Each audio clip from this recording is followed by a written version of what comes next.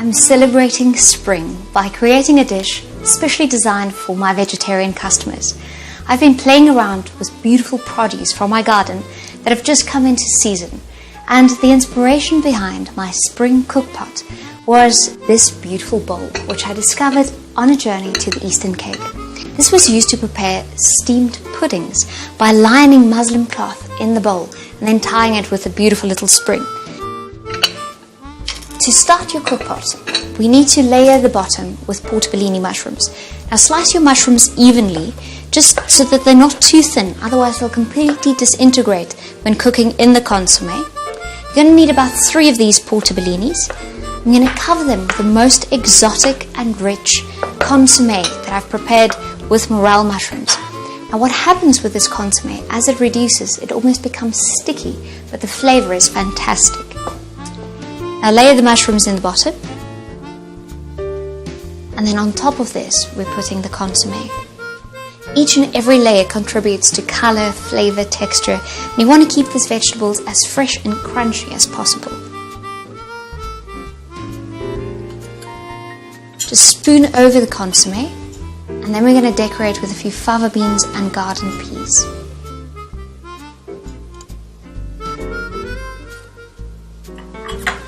First, our crunchy fava beans, just blanched, the skins has been removed, and we flavored this with light olive oil. And I've done the same with the peas. Now what needs to be done is you need to cover the top of this with a puree. I like using a courgette puree because it just gives an earthy natural flavor, but you could use butternut or you could even use a garden pea puree depending on your preference and also the season. Now what you need to focus on is to cover your peas and fava beans without letting the consomme come through, because that's just going to create a very unsightly mess, and it almost wants to be a secret what you're going to discover in the bottom of the bowl.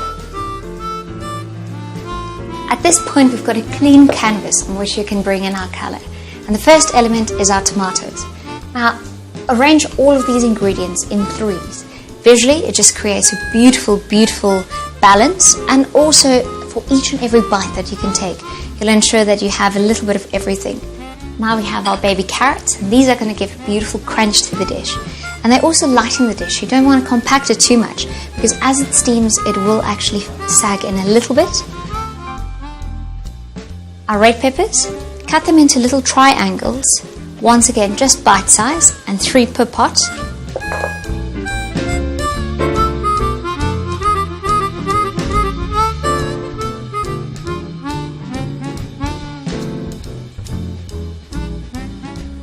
Our little pot is now ready to go into the oven. So what I've done is prepared my bain-marie with boiling water, and this pot needs to go in for 5 minutes until it's ready. Just remember to add your lid so this will steam beautifully and all the flavors will merge.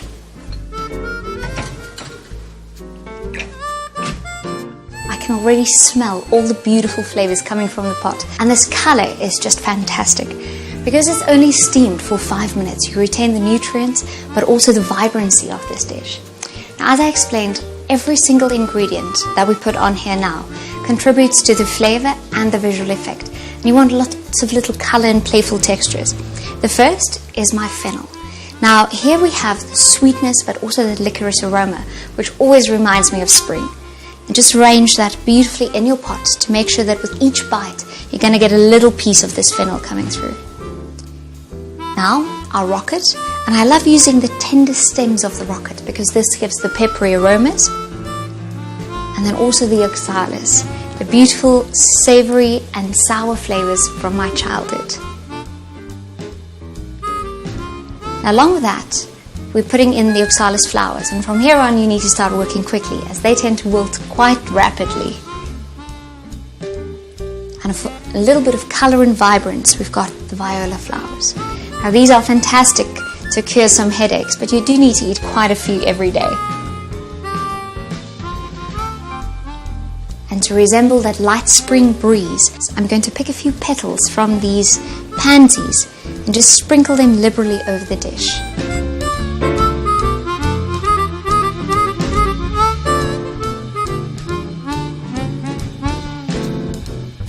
And with that, our dish is ready. A bon appetit.